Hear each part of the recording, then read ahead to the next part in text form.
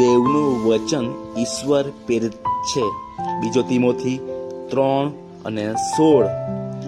દેવનું વચન સંપૂર્ણ છે, તે પારખેલું છે. નીતિ વચન 30:5. દેવનું વચન ક્યારે પણ બદલાતું નથી. એસાયા 40:8. દેવનું વચન તારણ આપે છે. રોમી 1:16.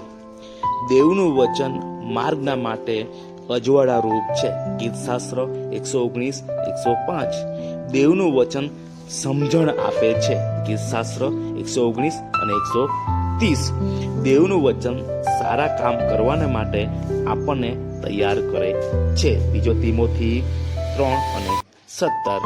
દેવનું વચન જીવન રૂપ છે, તે શરીરને આરોગ્ય આપે છે. નીતિ વચન 4:22. દેવનું વચન ઈસુ વિશે જૂના કરારમાં અને નવા કરારમાં સાક્ષી આપે છે. યોહાનની લખેલી સુવાર્તા 5:39.